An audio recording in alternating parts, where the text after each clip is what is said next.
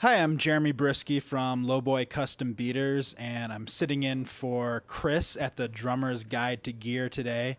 And I'm at the Grizzly Rose, which is kind of a legendary country music club here in Honky Denver. tonk. Yeah, totally. And I'm here with Jimmy Elcock, who is a Nashville drummer, and he's currently on tour with Jamie Lynn Spears. He's the drummer and band leader in her band.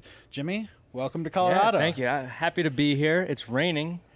I'm not used to rain in Colorado, but I'm still happy to be here. Yeah, typically it's very sunny here, and although we try to tell people that it rains and snows and it's cold all the time, so no one else moves here because it's No, kind of West Coast insane, versus but- East Coast all day long. Yeah. This counts as West. Yeah, for sure. So one thing that I find interesting is that, and hopefully people picked up on this in the intro, is that you are not just the drummer in this band; you're also the band leader. Tell people Sure. what that means. What are the responsibilities of a band leader? It probably sounds a lot more glamorous than it actually is. It's a title that's used, across the music industry. We use it in Nashville. Basically, it just means that I have to make sure my responsibilities beyond just my drums and my playing is that I make sure everything is organized for the band to do the best that they can for whatever musical needs Jamie Lynn has. Hard tax of that. It's my job to make sure our set list times are nailed down. One day you might be playing at the Grizzly Rose, headlining a club, and you have a 75-minute set. The next day you might be opening for an artist on a larger, scale venue or something like that, and you need to know, okay, I have 30 minutes, so I better make the set 29 and a half and run into that. Your tunings, the orchestration. That's kind of a part of it, and just kind of being that liaison between management and the band, being someone they can turn to and make sure all of your ducks in a row. Another application of that is, like for instance, with Jamie Lynn, working with Jamie Lynn, one thing is when she said, okay, I'm ready to, really show my artistry, bring this to the world. I've been writing for years. I have all of these work tapes and demos and songs that I've been putting together, with other writers, myself on napkins. Here's an iPhone recording of that. Well, we need to bring this to life, with a band and and perform it on stage. So, I went in and part of my job is to kind of filter through that, look at those options, start with some arrangements, but by no means am I the sole individual doing this. They say the smartest thing you can do is hire people better than you, smarter than you, more intelligent, and so that's, the guys that I have in the band here, and I turn to them every step of the way to chip in and help me with that. And it certainly is a team effort, at all times. But that gives you a kind of little more insight into what my responsibilities might be. Yeah, and so do you read music? I do read music. I'm not the best sight reader out there, but I studied at the New England Conservatory when I was in middle school and high school. I did that for 6 years and played the piano, and that was kind of, a big part of my musical education, my upbringing. So I do read. I would say, a lot of what I do now isn't necessarily, I can do it, isn't note for note, charts that I'm playing live or in the studio, but a lot of it's based off of, the Nashville number system or really a jazz chart that I studied so often in college and before. And, but yes, I can read. Okay. I can read. It's important. Yeah, for Definitely. sure. Definitely. So reading a bit about your background, it sort of doesn't surprise me that you would be in this role, because I know Sure. that as far as We have friends. we have do friends. have friends coming in. Absolutely. As long as you don't mind us. Got Jamie Lynn sneaking in. He's gonna sit over on the side. I'm saying terrible things about you. I'll just sit over here and just All right. see what you have to say. Cool. So Sorry.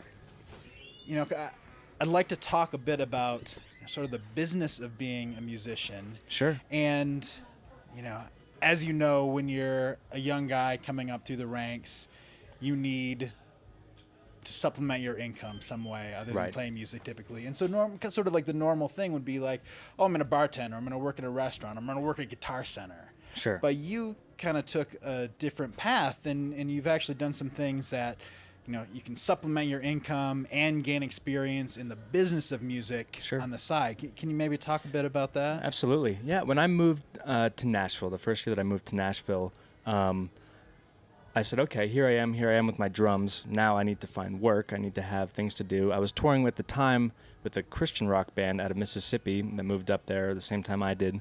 But that wasn't paying my bills by any means. So I said, okay, what am I going to do? And I actually went down and I was doing horse feed. Turned out I worked on some farms growing up. I was working on a farm in Franklin at 5 a.m. And I realized quick, okay, even though this works with my musical schedule, this isn't what I want to do.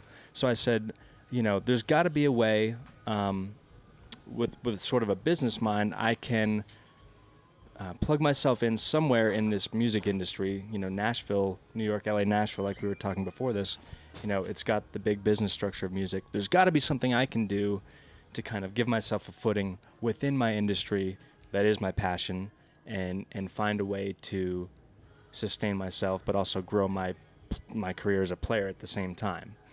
That was kind of my approach, is I wanted to figure out whether it was in publishing, a company of my own, whether it was in, management, there had to be something I could do to still make every one of my days about music and be a drummer at the end of the day too. Yeah, and so I know one of the companies that you worked for and you still work for or work with, I believe, is New Voice Entertainment. Sure, right? I interned with them, Rich, Tully, and Kurt, when I was kind of in my last semester and a half of college, and they were great because those guys they're my musical dads, and they kind of talked to me about moving to Nashville and what I could expect and kind of, what the studio scene is like, what the live scene is like. They're out all over the world now with Jason, and there was kind of no better footprints to track than those guys. So. Yeah, and so Rich Redmond obviously Sure. is the Rich Right. who you're referring to. Yes. You guys out there should know who that is. My kid doesn't look anything like his. Yeah, right, totally.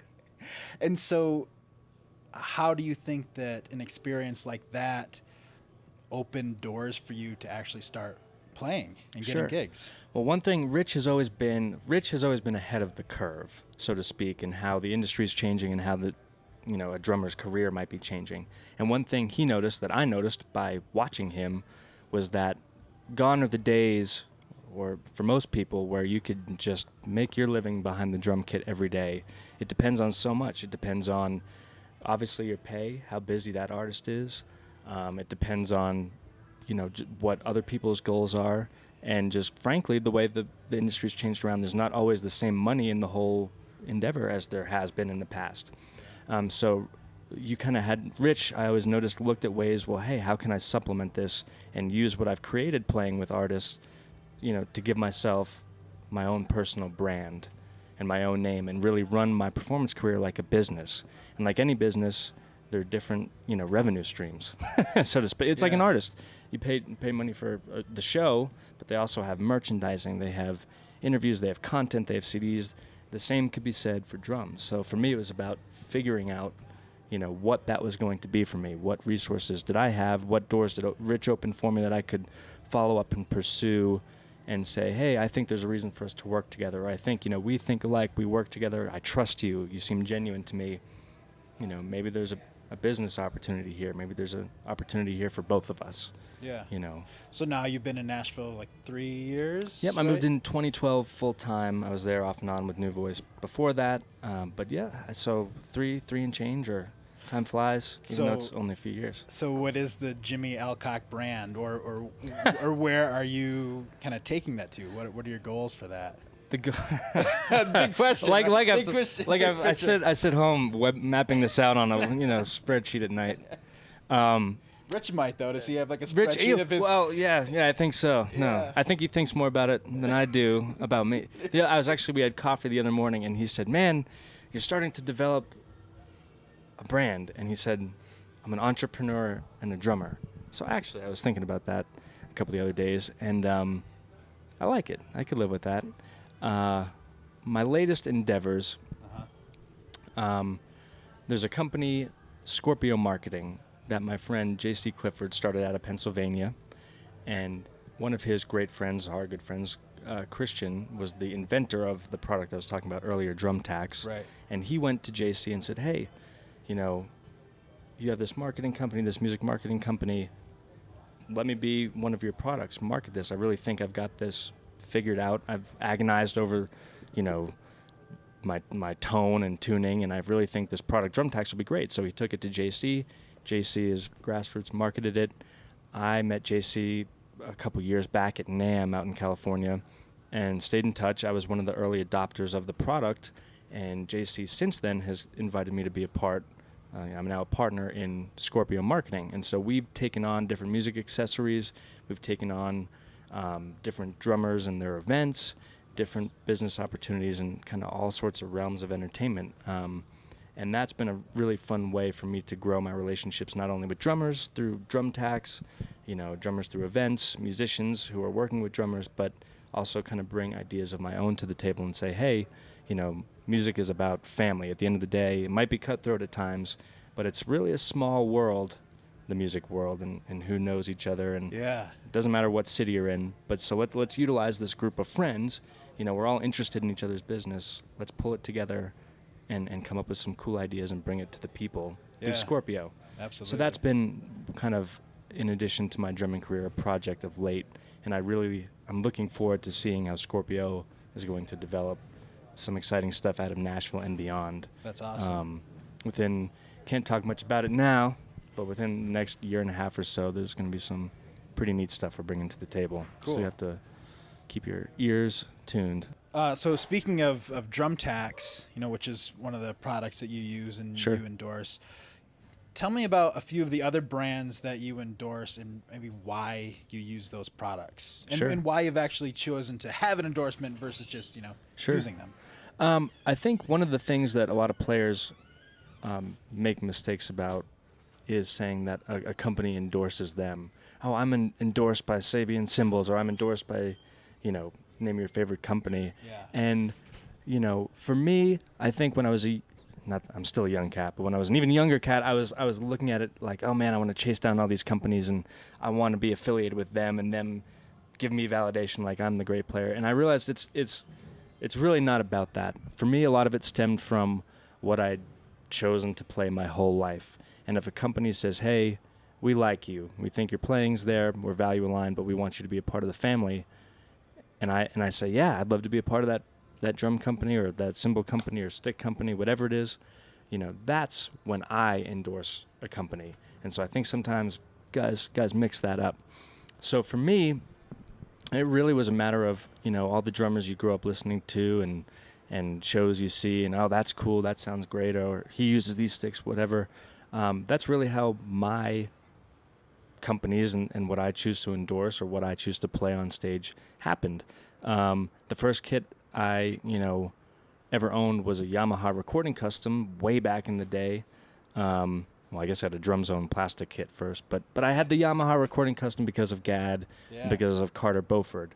And, I started playing, ProMark because of Beauford. And it just grew and grew and grew. And then, we've been talking about Rich, but Rich, I saw him and saw, okay, I'm making this transition from, what I'm doing in college and trios and chamber, ensembles and all of this stuff. And I love this sound for that. And now, man, look at all these, he's playing DW, all these guys are playing DW and loving that sound. And I think it's a combination of what just was a part of your, upbringing. I still, same with cymbals, just, it's just what I got under the Christmas tree or went and liked, the best at the store when I went with my Christmas money or birthday money, and it just stemmed from that and grew from there. And I've been fortunate that now I'm at a point where some of these companies I can actually start a handshake and a relationship with them and start to become part of that family. Yeah. And that's what's been coolest for me. So if you were to give advice to young drummers, because I can tell you as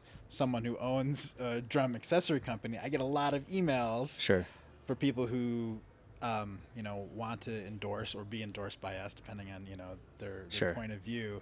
And sometimes it's even just an email like, do you endorse? Like that'll be the whole Right. email, Right. Or a comment Is on this even an Instagram option? that's just like endorse me, and I'm like, Right. I feel like this is probably a joke. I need to but know maybe- more. but maybe it's not. Right. At what point in someone's career do you think they should, start looking for those relationships?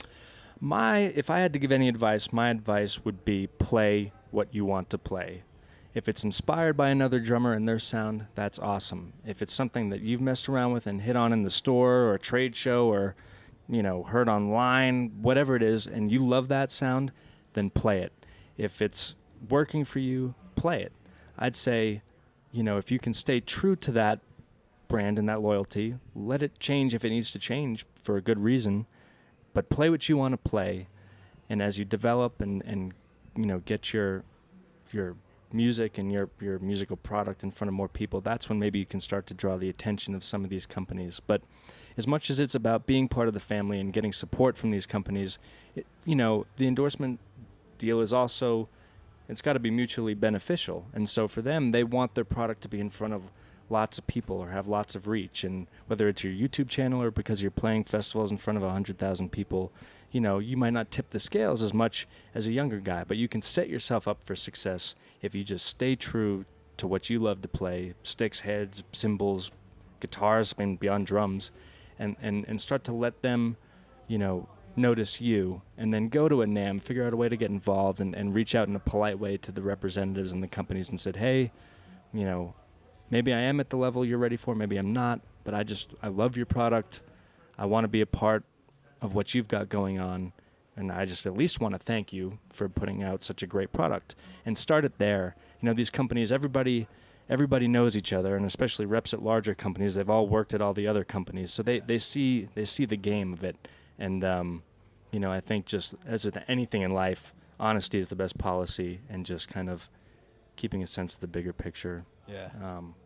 That would be my advice. Good advice. Good that would be my advice. advice. All right. Well, I know you have to get to dinner and then get ready for some your grub. show. So, final question. Sure. It's May 2015. What do you have going on for the rest of this year? What's on your agenda? The rest of this year is quite busy. I have a bunch of shows with Jamie Lynn we're looking forward to throughout the rest of the summer. Festivals, shows we're headlining, a lot of opportunities there. When I'm not with Jamie Lynn, I've been playing with my buddy Logan Mize, and so we've been touring around, and that's been a whole lot of fun. So you might catch me on the road with Logan as well. In addition to playing, I know I have a couple records I'm playing on in Nashville. That'll be a lot of fun, so it gives me some hours in the studio, chopping it out there. That's kind of feeds both sides of your musicianship, which is always fun. Yeah. And then in addition to that, like I said, Scorpio Marketing, Drum Tax, we have some new projects we're undertaking for NAMM, Summer NAMM, and beyond. That's been a lot of fun. I've really enjoyed working as a rep for Woodshed Stage Art with Dominic Tancredi out of Ohio. Yeah, they make great stuff. Anything you need from kick heads to scrims to merch backdrops, we can do it, and we do it the best there is. And that's been fun, again, because it puts me in touch with drummers all around the bat. So Scorpio, Woodshed, Jamie Lynn, Logan, studio work. Trying to keep it busy. Gotta hustle it. All right. Gotta hustle it. Awesome. Well, once again, I'm Jeremy from Lowboy Custom Beaters. I'm here on behalf of the Drummer's Guide to Gear, and here with Jimmy Elcock. Jimmy, thanks again. Thank you for having me. This is great. Absolutely.